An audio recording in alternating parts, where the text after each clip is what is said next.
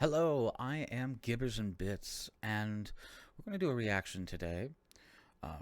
Have pulled up in front of us the crisis of the 21st century, because I need reasons not to sleep at night and fear the future, but I will. uh, Honestly, let's just get this started. I'll have links in the description to this video and a few other things that I might point out throughout the video. Yeah, let's get started. Make sure this is on best quality. Being a prophet of doom's overrated. There are always too many of them, and if you look at their track record, they generally don't correlate well with actually having horrific events. However, it's a good way of getting attention. If you write an article saying the world's ending, you'll get far more publicity than if you say one in which the world will gradually improve today. However, it's sometimes warranted. What I'll try to sell you here is that the world as we know it will end in the next few decades, like it generally has every 200 to 400 years, and it'll probably end up with a happy ending. Intrigued? Let me explain.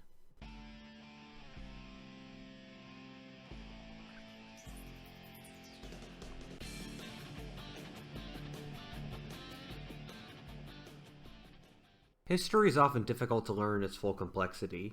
I love learning about history and my topics all the time, but I can't read all the time. This is where our sponsor, the Great Courses Plus, comes in. The Great Courses Plus is a Alright, yeah, let's let him get his money. subscription to 11th University on Attila the Hun and the like across history, which talked about resulting in mass. And I'm going to make here is that we've seen crises across history that break the world system, resulting in mass death, revolution, international war, and huge social upheaval across the planet, and that we're about to experience one of these now. The perfect example of this sort of thing occurring is the crisis of the 14th century. In this era, the Black Death halved Eurasia's population. All of Eurasia became ringed in horrific conflict between the Hundred Years' War, peasant uprisings, the Mongols being driven out of China, and the bloody Ottoman conquest of the Balkans. In Europe, feudalism was replaced by capitalism and eventually resulted in the Reformation, Age of Exploration, and Scientific Revolution. Meanwhile, most of the Asian civilizations had large conservative revolutions. When you're trained to look for them, these crises have been happening with pretty regular frequency. The 6th century is a perfect example of a crisis like this. One also occurred around the birth of Christ, and others around 550 BC, 900 AD, and 200 AD. We're going to look at the two crises that are chronologically closest to the present, and we thus have the most in similar with. The crisis of the 17th and 19th centuries. Imagine a world where wages are stagnant or declining, where globalization has resulted in massive social disturbances, where the poor gather into massive cities around the world looking for work. Inequalities reached horrific proportions and governments corrupt, gridlocked, bureaucratic, and irresponsive to the people's needs. In this world, government desperately tries to inflate their currencies to keep up with rising costs. International conflict seems on the verge of starting while most countries worry about civil wars as political or religious fanaticism reaches a fever pitch. The truth is that I'm simultaneously describing the world in 1610, 1850, and 2020. In the modern world, our story starts after World War II. The ending of the war removed international tariff barriers, and the massive impetus of rebuilding the economy increased manufacturing. Productivity had made massive increases in the previous few decades, and the Western nations didn't have a lot of immigration, birth rates had collapsed before the war, and unions were strong, and so the value of the labor of each individual person was pretty high. The Great Depression destroyed the wealthiest incomes, and the rest was taxed to pay for the war. Inequality was some of the lowest ever in history. This all made 1945 to 1970 in the West and Japan the greatest era to be the common person in history. Yes, I do want to point that out here. It's just like that's the era that most MAGA and the rest of it try to go back to, basically pointing out that like these were the good old days. Unfortunately, that was paid for and created by war and global war that killed nearly 70 million people and decimated, for the second time, the European continent, which basically rendered them mostly second-rate powers until they could be rebuilt through America's Marshall Plan. It's just kind of how it goes. Which deferred what almost majority of manufacturing to American suppliers and manufacturing centers, which made America the market capital of the world. So, the fun. Let's continue. However, a series of processes started to increase competition for wages. Firstly, immigration and women entering the workforce increased wage competition. I'm not saying these were inherently bad moves. Women and immigrants improved their societies in countless ways, but basic economics dictates when you increase the supply of something and demand can't keep up, then the cost goes down, and when you get down to it, people are a commodity like any other. Massive population growth was also occurring, as the world's population went from 2.5 billion to 8 billion in the last 80 years. This didn't have that big effects in of itself. Africa's population has tripled since the 1960s, but this hasn't had profound effects in the world economy, since Africa isn't that well connected to the rest of the world's economy anyway. What really matters is the growth of the amount of areas competing in the global market.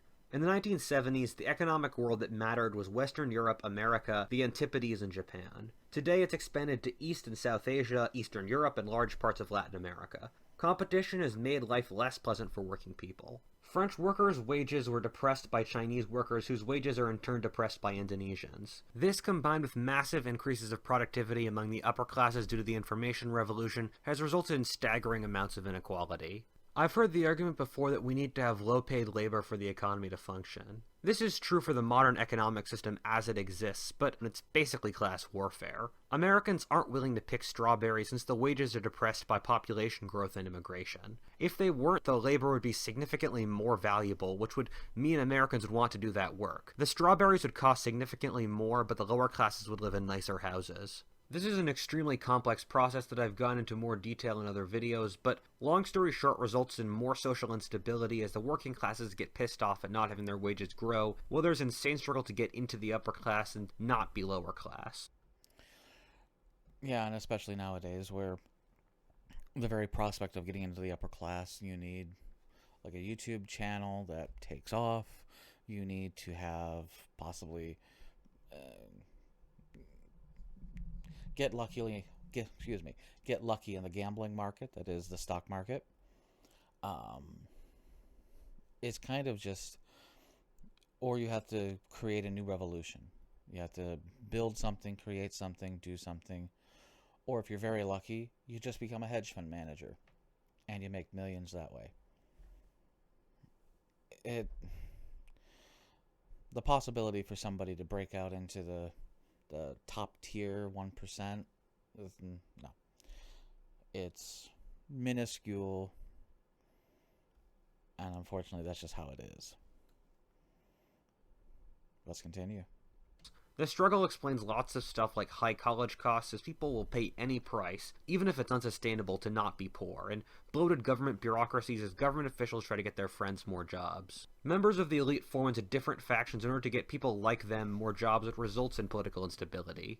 As the government becomes more bloated and controlled by special interests, it becomes inefficient and runs higher costs since there isn't a strong consensus on what's important. Inflation runs out of control as it's easier to print money than deal with underlying issues. When government doesn't do things right, people riot, and it often becomes easier to start external wars with the hope of bending the international system than it is to solve internal issues. England, for example, forestalled its civil war by 100 years by uniting its nobility by invading and looting France in the Middle Ages. And that is very true. Just because um,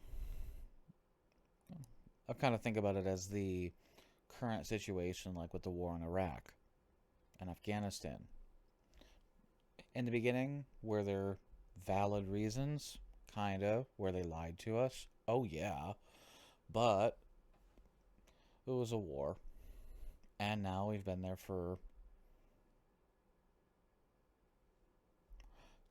over a decade and have nothing to show for it.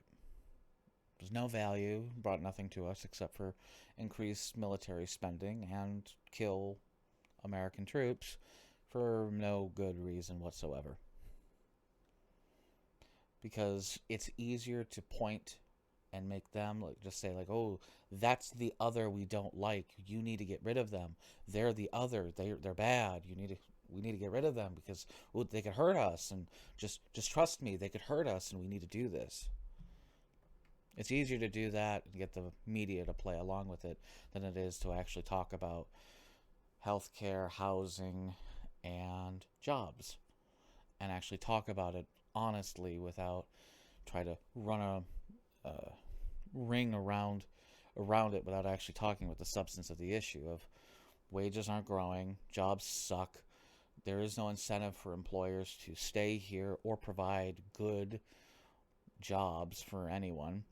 And on top of it, there's a myriad other reasons of problems here, like U.S. healthcare. It is what it is. If we compare all these trajectories to the 17th century, everything lines up. Wages stagnated due to a combination of population growth and globalization, by which Spanish gold from America flooded the European money markets. Inequality reached horrific levels while religious fanaticism gripped the European continent. The cost of education skyrocketed, as did inflation. Governments were also highly ineffective. The decades between 1620 and 1660 were horrifying. Some historians estimate that a third of the world's population died in a combination of terrible revolutions, wars, and plagues affecting nearly every nation, such as the Manchu conquest of China, the 30 Years' War, English Civil War, or even famines that killed one-third of the Ottoman Empire's population. Is this the future? Possibly yes, but the world has changed since the 17th century in some critical ways. Yeah.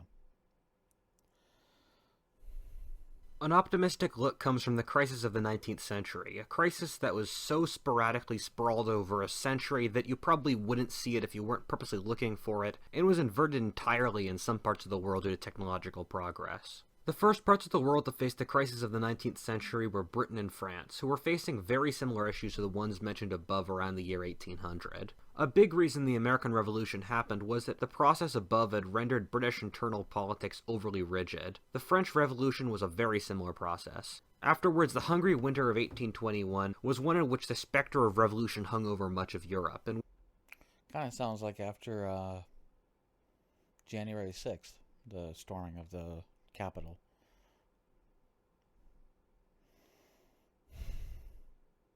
Yay! Nightmares. Yay! Oh boy. which the British legal codes would hang a man for stealing bread to feed his own family. Purposely oppressing the lower classes was the order of the day after the French Revolution had been so horrifying. This population growth hit Central Europe around 1850, which resulted in the revolutions of 1848 in places like Italy, the Austrian Empire, and Germany. However, something remarkable happened: the Industrial Revolution.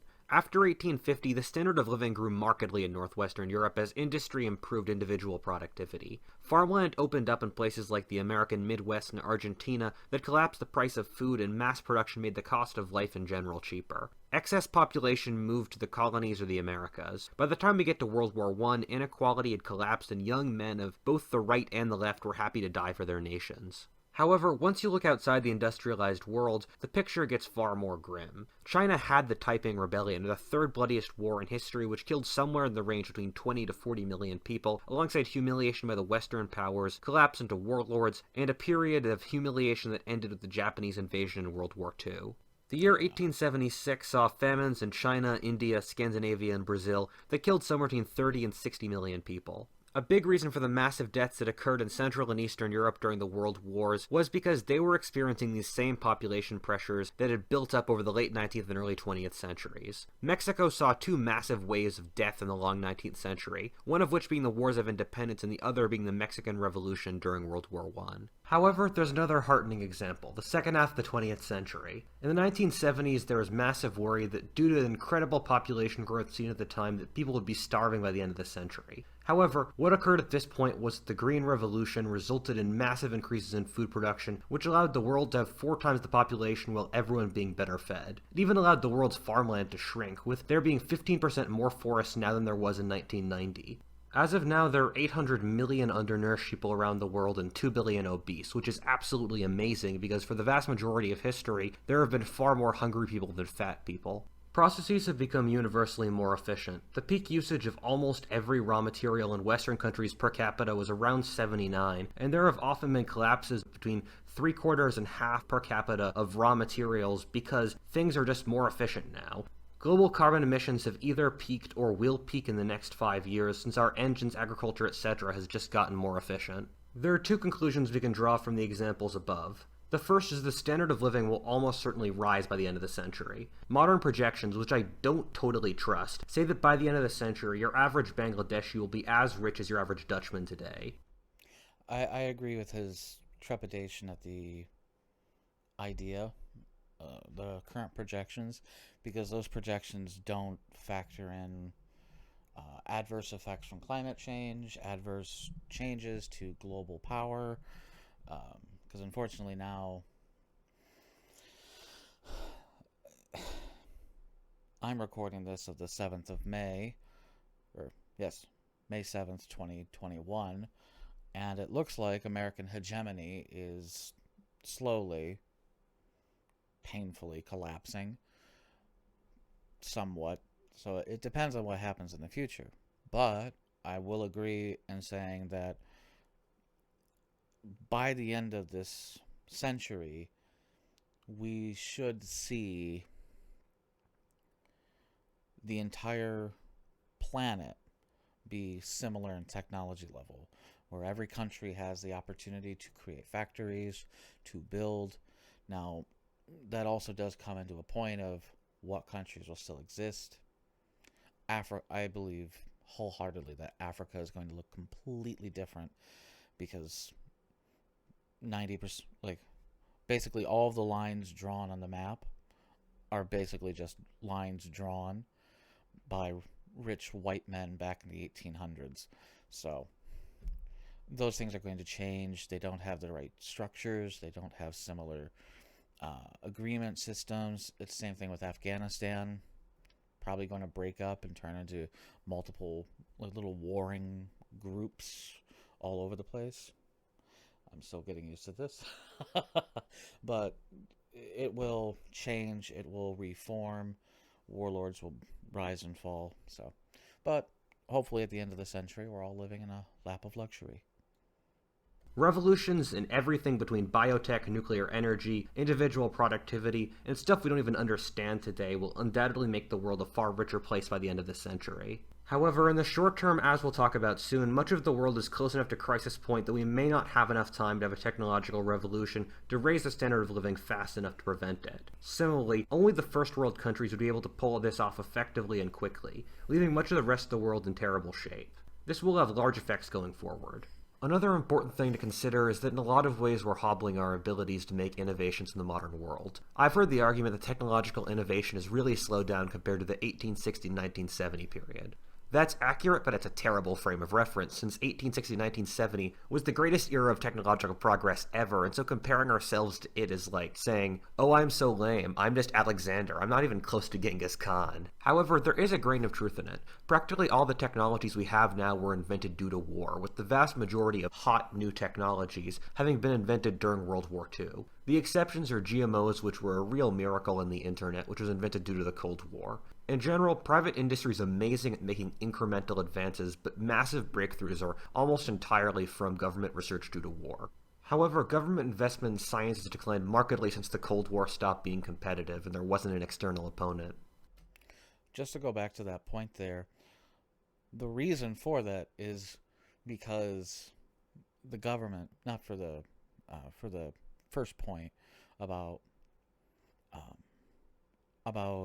government investment creating and stimulating production and new technologies. Like, one thing that most people don't know is that, like, this is a fountain pen. This is a disposable one. I love these. But if you have a ballpoint pen, ballpoint pens cost NASA almost tens of millions of dollars to develop. And that was just to use in space, and then of course it went out to the greater market. But Russia just decided to bring up a pencil. So it's the thing is that like the current COVID vaccine, that the entire process, the RNA research and development, which is amazing. If you ever actually want to look into it, I highly suggest you look into it. It's amazing stuff. And like you said, that will be the future. That will be the future of medicine. That will be, in large parts, the future of humanity. We'll be using RNA derivatives of the current technology we're using, whether that be cancer, multiple sclerosis. Like, we could probably figure out ways to use it to get the body to fix itself, which is wonderful. But that was paid for by the US government and then spun out to other businesses like Pfizer, BioNTech to further initialize the production systems and then try to make it marketable. So, yay!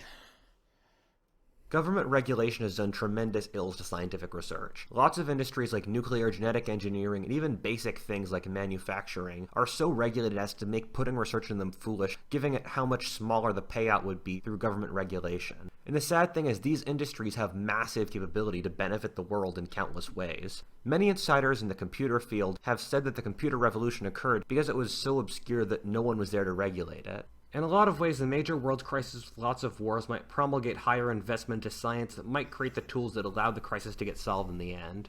Before we continue, I just want to make a shameless plug. One of my employees at What If Altist and one of my own personal best friends is making his own YouTube channel about World War II history, and his content's really good, and I just wanted to shout him out here. Check out his channel, the link in the description. All of this depressing material really makes one ask, is it all really that bad? I mean, for most people in the West, life remains quite comfortable. The only countries where people really starve are for political reasons in places like North Korea, South Sudan, Yemen, etc. The last 30 years have seen massive economic growth around the world. People are far richer than they have ever been before in history. This is all true, but it's looking at it from the wrong perspective. The systems that allowed that wealth to form are breaking down. Yes. I remember watching a movie from the 1970s called Soylent Green. It was at the year 2022 in which Earth had become super overpopulated, and major spoiler alert, the only way mankind survives is by cannibalism. Real apocalyptic scientific projections show the ice caps melting by the end of the century, and much of the tropics becoming uninhabitable due to overheating. I think both of these are implausible, since ecological tripwires and inefficiency in the human system mean collapses happen before you reach real Malthusian limits. There are a few massive pieces of concern that make me very worried at the world system, however. A wrong way of viewing this is that we're actually on the edge of a Malthusian collapse. We could easily support far more people on this planet, and if we removed super inefficient stuff like beef production, we could raise that threshold even higher. It's just that our current social order is inefficient. Look at housing in America. America is a super open and massive country with lots of living space and plenty of pleasant, cheap, mid-level cities. Okay, here's a fun thing. Look at this. So, 2-bedroom apartment rent, US 2020.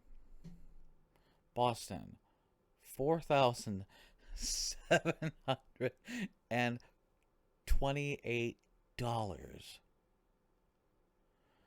And then you get to Wichita, Kansas, $763.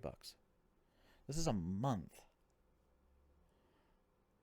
Now, I'm blessed because I have a 1-bedroom apartment. It's about $560.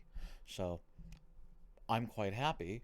But if I didn't find this place, most of the places that I'm around, I'm in New York State, I'm in Western New York and Buffalo. Most of the places around here are $1,000 a month. Easy, 1-bedroom, 2-bedroom apartment. Most of them are old. Most of them are so old and drafty that the wind blows and your curtains move and the windows are closed. So that's kind of how it goes. But looking at this, it's just... ugh. Thank God I don't live closer to New York City or LA. Now the fun part is everyone's moving to Texas. So, we'll see. However, the good jobs are clustered in crowded, overpriced cities, and so rent prices there are insane. It's similar to France Before the Revolution, which starving, overcrowded peasant lands sat next to massive noble hunting estates. Similarly, the Spanish Empire in 1650 saw overpopulation in the core lands in Spain, but severe underpopulation in the American colonies. You can tell that we're sitting very close to tripwires by looking at human well-being metrics. You can tell how desperate a society is by looking at a series of rough human metrics that tell you how healthy a total society is, and the world now is really desperate by looking at them. The first is a system historian Peter Turchin developed to look at the amount of people in the upper class and compare that to wage stagnation, and use it to project social instability. His computer models have projected crises ranging from the fall of the Roman Republic to the Russian Revolution on the timescales they actually occurred at in history. His algorithm in 2010 projected the 2020s would be a decade of massive instability in America. Europe's in a very similar position, meanwhile, if you replace unemployment for inequality.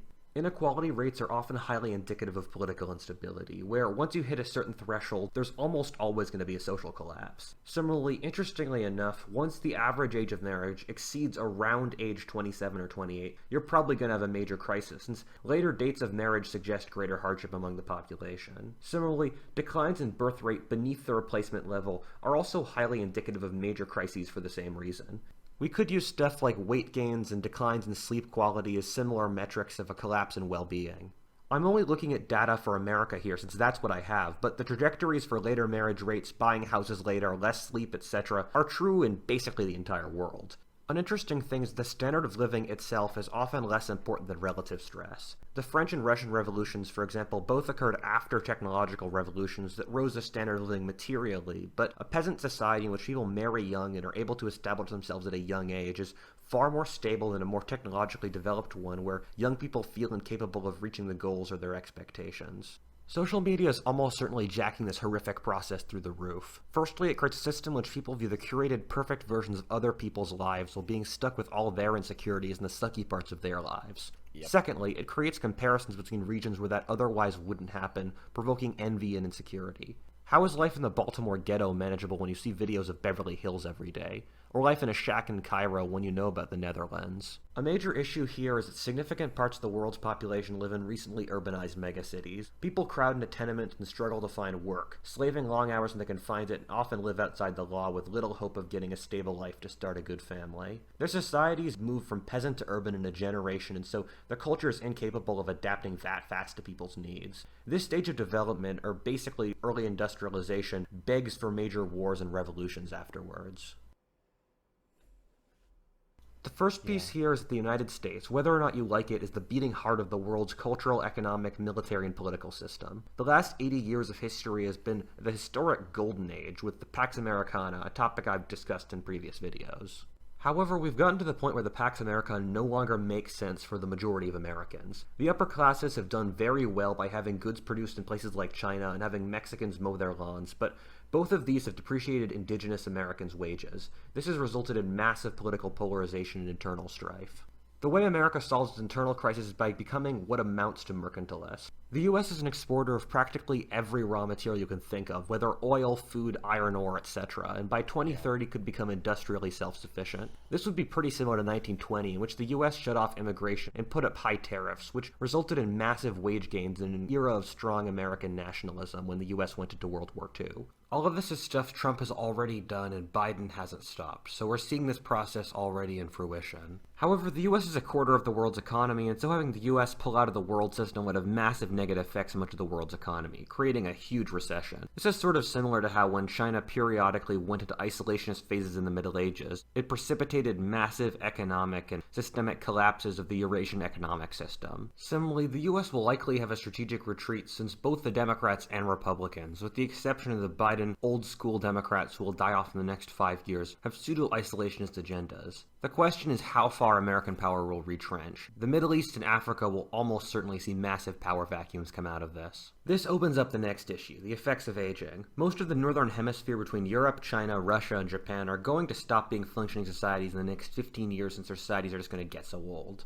It's hard to exaggerate how disastrous this could get. Japan, China, and Russia, for example, are projected to have each of their generations, meaning that in 50 years you could have half the population. What will happen at least is that their capital will be diverted to support the elderly, which will have absolutely disastrous effects in the third world, which is dependent upon wealthy country capital and result in a profound recession there, with many governments collapsing in a revolution.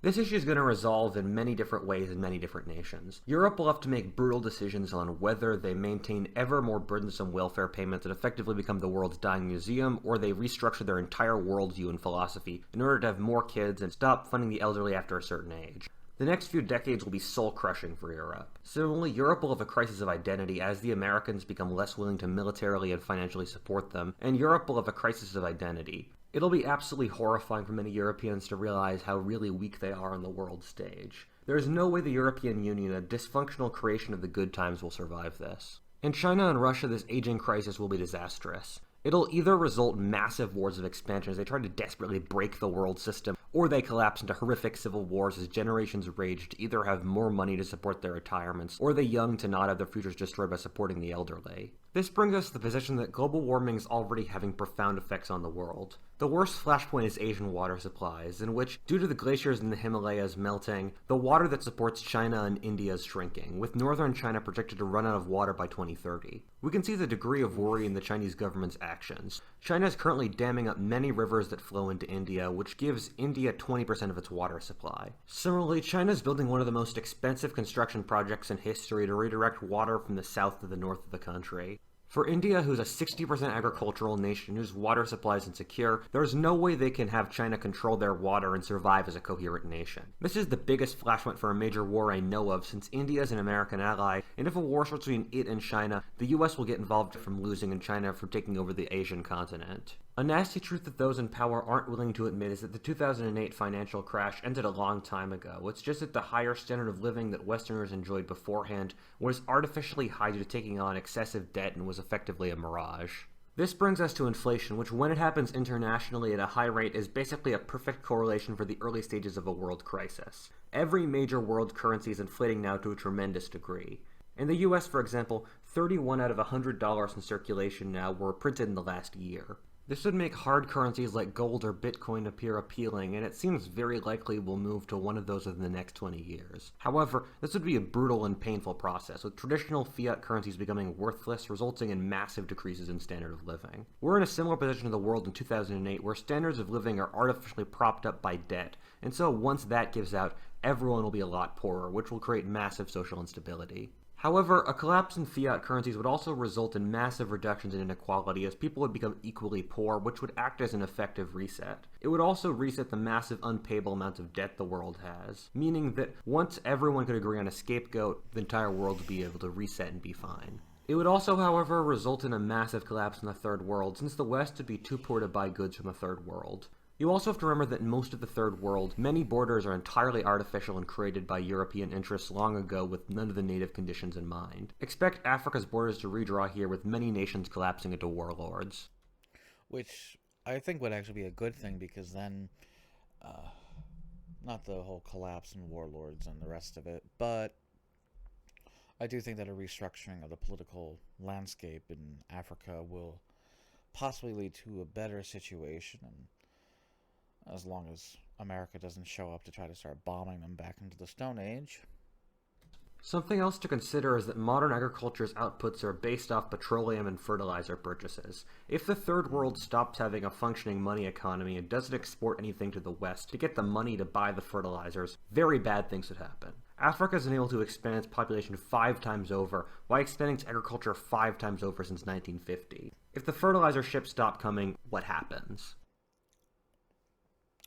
I've talked a lot about future wars in this channel, but I want to focus here on what makes war in the 21st century so special and the unique issues we face with our technology. The first major barrier is nuclear war. We're actually in better shape here than most people would think. Nuclear arsenals are shrinking. A nuclear war in 1980 would probably have killed 1 billion people, and we're at 300 million now. The only 2 countries with nuclear arsenals capable of destroying modern civilization are Russia and America, and they don't have enough conflicting self-interests to really go at it. The disbalance between the US, which has 6,000 nukes, and China, which has 300, is too great for the two to go at each other. This is accentuated by China's hypersonic missiles not being able to reach beyond East Asia, and the US's missile defense shields being able to negate half the attacks in North America, which would make China even more helpless in a war. China anyways would probably just want to use their 4 times over population and industrial advantages in a war. I could however see a limited nuclear war between countries like Pakistan and India, or Saudi Arabia and Iran. The issue we run into with war right now is that we're getting to the point where it just doesn't make any sense. Yes, we could use drones to prevent the other side from gaining any ground by killing infantrymen that leave their trenches, but you can't use robots to hold ground, and if you can't hold ground, war doesn't make any sense. Similarly, if you end up with a situation where each side has robots controlled by guys with video game controllers back at home, the incentive to kill civilians gets way too high, since it won't cost anything. Another form of this is that factories in the home front could become more automated. it could open up way more people for the war. Once you get war this destructive, it becomes unfightable for anyone involved. The issue we run into is that it seems likely that we have to wage war since it's the only way to change borders and regimes. We just can't freeze the world's politics in 1945 or 91 as the world changes. All of history has either been waging war or preparing for the next war. The way we'll probably solve this is the next war will be so inhumane and horrifying that we have to form a sort of Bushido code of what's considered decent warfare. Kind of like the Geneva Convention. It's basically what it is. It's a code saying, oh hey, we all agree certain things should not be allowed because they're too horrible. Okay. Understandable.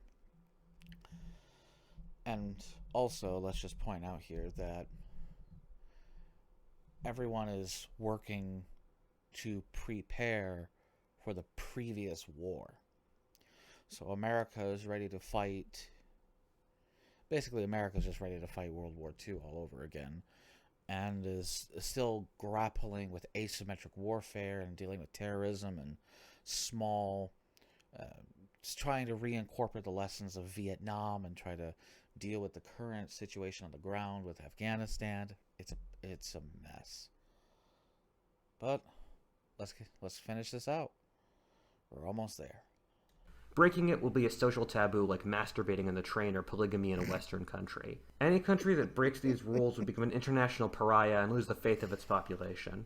This is the only way I can see getting around the paradox of having to wage war while war becoming unwageable. If you look at the history of the world, we've seen lots of compromises like this. Noble casualty rates were really low in the Middle Ages since ransoms were common practice and killing civilians was taboo in 18th century European warfare. We'd possibly end up with remote-controlled robots for warfare, or freezing the clock and having highly trained human armies, or more likely a highly complex ad hoc system with a bunch of weird different combinations.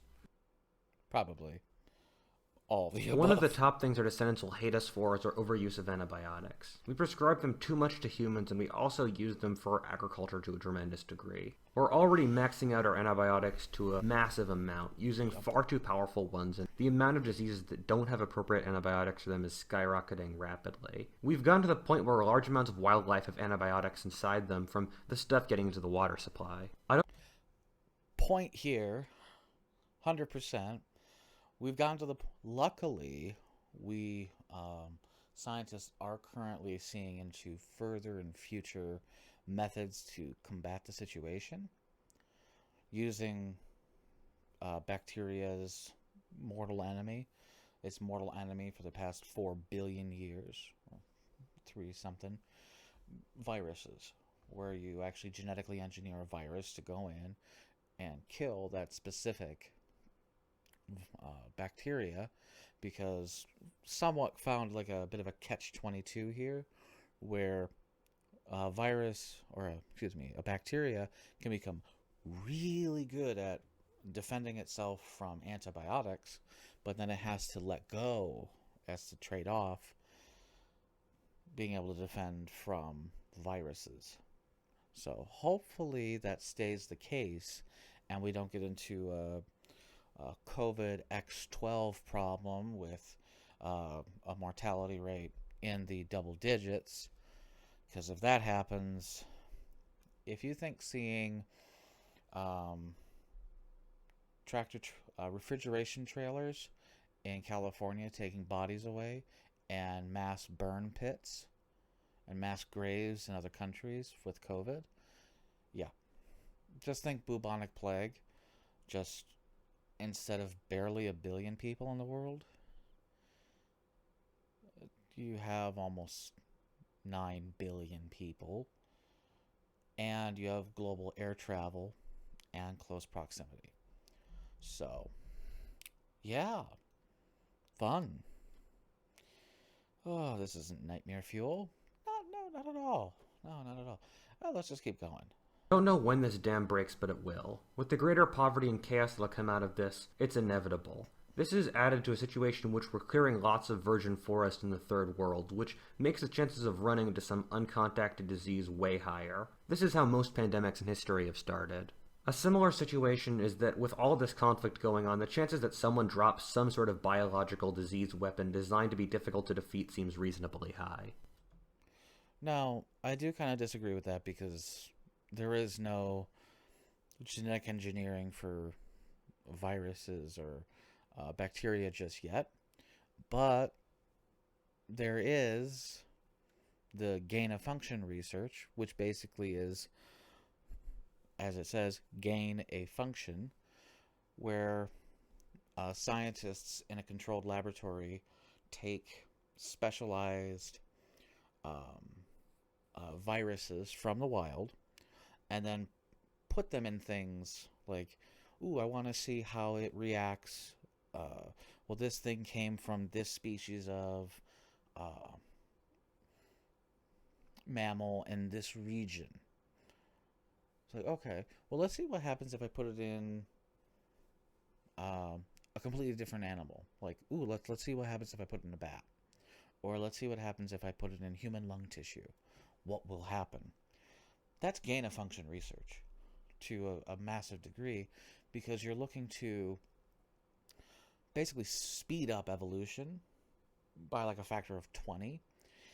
And it happens, but the fun part is that it's like Google's algorithms for YouTube, or YouTube's algorithms. It's a black box, nobody can look into it, and we're all confused. And when you get the results, you get a vastly different, but also vastly more dangerous things. So it, it gets very complicated. But let's continue. The nasty truth is that for most of history, disease was the force that balanced out human numbers. People didn't starve since disease kept the population down. The massive population growth of the 20th and 19th centuries was due to the more effective ways of dealing with disease. The sheer amounts of lives things like malaria prevention or the polio vaccine have saved is insane, often numbering in the hundreds of millions or above a billion. A twisted way of looking at this would tell you that a world with more disease would appear to us as a utopia for those who survived. A world with the same degree of productivity but half the population would be a world where people wouldn't work very hard but would be fabulously rich by our standards. It would be a world where most people would live like aristocrats. A world where automated robots would do menial stuff, and a world surrounded by incredible natural beauty with cities built like parks. It would also be a handy solution to our demographic problems. If the elderly died at a higher rate due to disease, people would have more kids in order to make the Wait, chances of their... wait. Go back. Look at this. This is this is what this is what most of humanity has looked like for thousands of years. This is what we currently look like. And the thing is, you you wanted a very large base because, especially in ancient times, many of these children wouldn't make it. Like, if you know anything about Game of Thrones, the wildlings, they didn't name their children until the age of 2 because most of them died. Yeah, that's true. That's pretty true. Most children died, and that's why the idea of like uh, saving children is actually a more modern thing, where like if you people would actually work to try to keep their children safe. In ancient times, like especially biblical stuff, one thing that people don't understand is that in the Bible, the idea of children, they're a slave until they're 18. It's like they're a slave until they're old enough to actually own something of worth. Because I have so little faith that you're going to actually live to that point. I'm not even going to put that much worth into you until you're of age. And the thing is that the older you get, like right here, 15 to 19 range is typically where most of human society actually started having kids. So you were constantly feeding the bottom. But, of course, like you said, disease, famine, war usually curtailed this section of the map. So you didn't have a lot of people making it to old age, and typically it was nobility or very lucky people that just somehow made it past a lot of it. This is what we currently look like, and unfortunately, this is kind of like right now. I would say put these two, the 60 to 64 range, one bracket, maybe two, and that's the baby boomers. the boomer. So we're all running into it. The only reason America is not having a huge problem is because we let about 1 million people into our country every year through immigration, which balances out a little bit, but not much, and it doesn't last very long. Like most people don't like most first generation kids from immigrants usually take on the whole idea of, yeah, we'll have kids later. They actually take on the culture, which is now having kids later and not actually being part of the former culture where you'd have lots of kids. But let's continue. I think he's going to talk about that. He's also going to talk. I know, knowing him, he's wonderful and thinks through a lot of these things.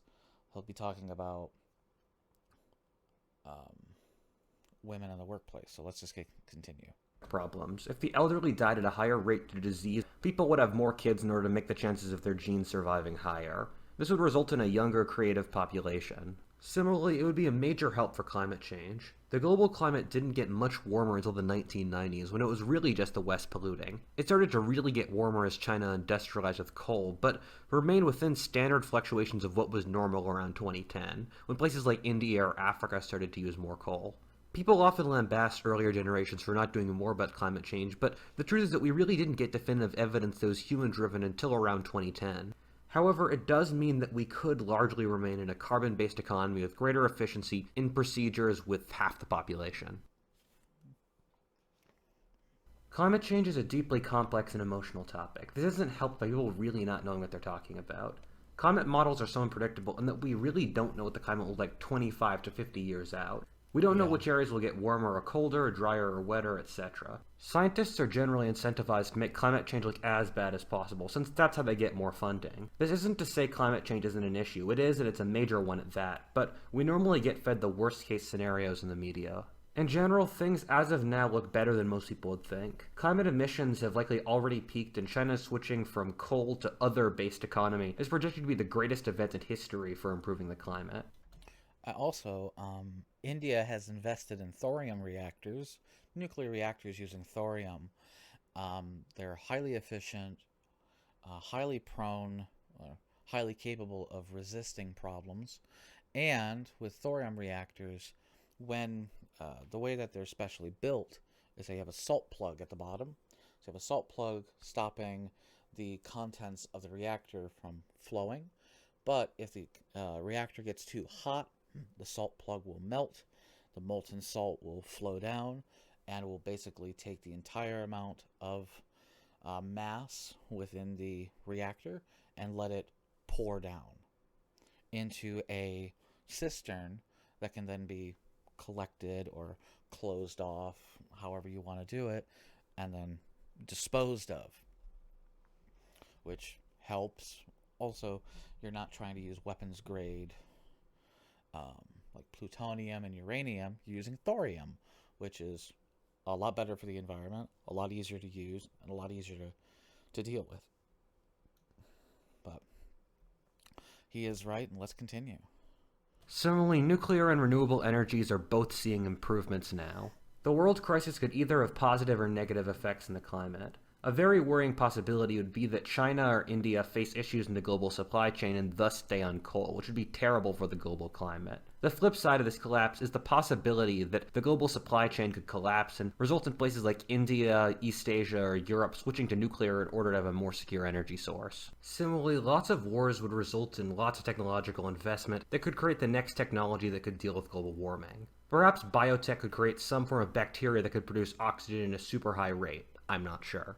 A worrying trend is that global warming would result in the Middle East and Africa becoming drier. Given that these areas are already overpopulated and based on subsistence farming with generally not having enough water, things could go badly here. Yep. Egypt. The best way to summarize the crisis of the 21st century would be as the end of the era of Western industrial hegemony and towards a more fully industrialized society. We're moving from a world in which the West was rich and everyone else poor to a world of 1500 again, in which all of Eurasia is rich and powerful. Similarly, we're moving from a world in which humanity was basically a parasite in the world's biology to its steward. It's similar to how the world wars were the really painful process of the world shifting from an agrarian to an industrial society. Our cultures haven't really adapted well to industrialization, and we haven't really figured out how to do it properly. The transgender debate is a great example of this. This is a debate at heart about if modern technology has transcended biological sex differences or not. The immigration debates are about if globalism has transcended national or ethnic borders. We've been wealthy enough that we've been able to put off answering these questions for a while, but the crisis will force answers very fast. The huddled masses will watch internet videos, listen to Clubhouse, and read tweets as the prophets of the next ideologies give them answers on how to live.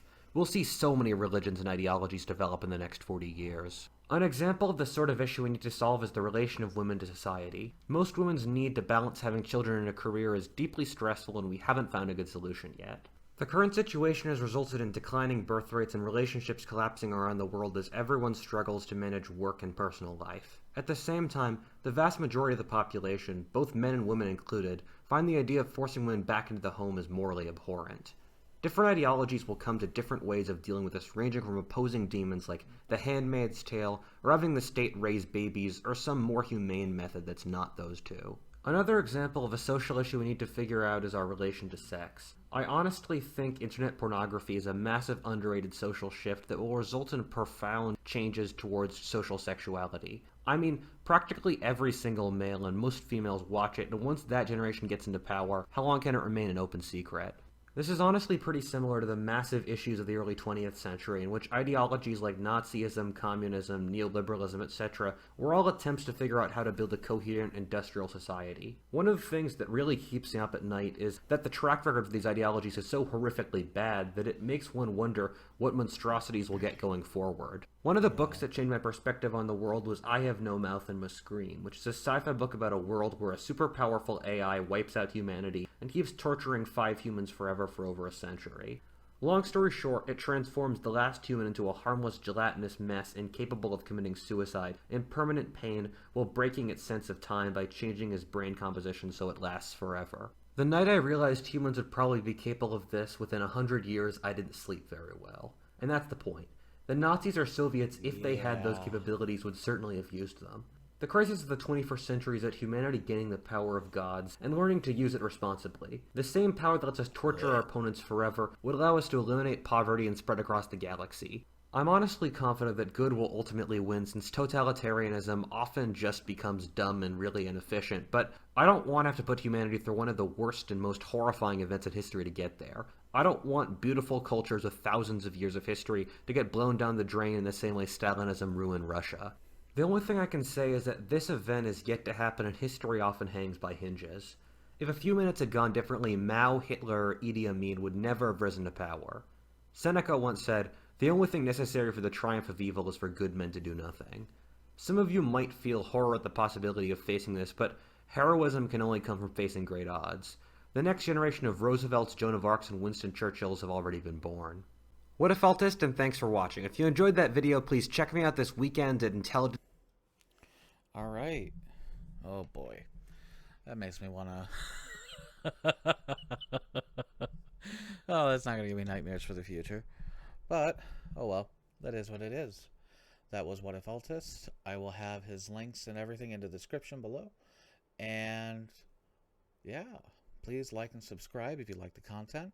Be continuing moving on. Do have a Patreon where most of these videos do come out about a week prior, so I actually have a backlog. Gives me time to get everything together and plan. But thank you so much for your time. Thank you so much for watching. I'm Gibbers, Gibbles, and many more. This is Gibbles and Bit.